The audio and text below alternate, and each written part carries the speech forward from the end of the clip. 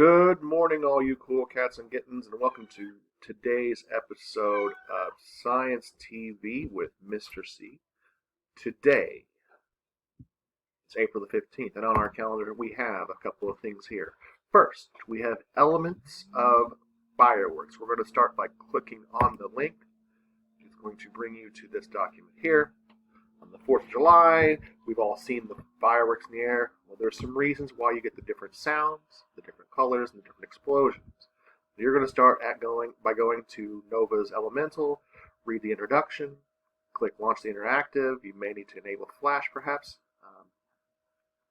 Once you're done with that, you're going to open up this workspace. It's going to force you to make a copy of the document.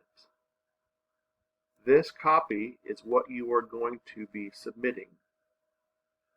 So make sure once it has loaded, you come up here, you click the green share so I can access it and see what you put in here. Then you go through here by putting the elements names. Some of these you may already know from your research that you've done so far. Now what we're going to learn today is probably the color and the effect and the sound that you get from these different elements. Hopefully you're able to answer at least a couple of these without going through it. Wrong button. And then the family we'll also put over here. All that is found through this information here. Back to the calendar. Starting to talk about how chemicals and elements react today. After you're done with the elements of the fireworks, make sure you've shared it, submit it. You're going to read pages 124 in the chemistry book, the Atoms, Bonding, and Periodic Table, Lesson 1, pages 124 to 128. When you've done that, you're going to go to this link here. You can actually do it at the same time. Bonding in the Periodic Table is a little worksheet that you're going to do.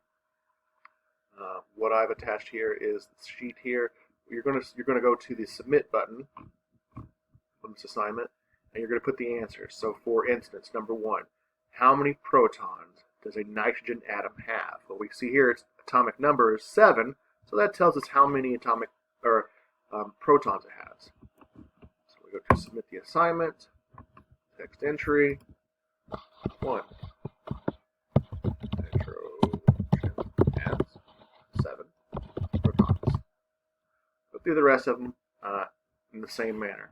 When it gets down to the bottom part where it's true and false, number 7, an element's reactivity is determined by the number of protons in an atom of the element. If it's true, number 7, write true. If it's false, make sure you write the correct answer that substitutes the word protons to make that statement true. As always, on the calendar, we also have the chatter doc for 8th grade. If you have any questions, I'll be able to answer them through that, or you can send me an email, whichever way works best for you. I hope you have a great day. Thanks for watching.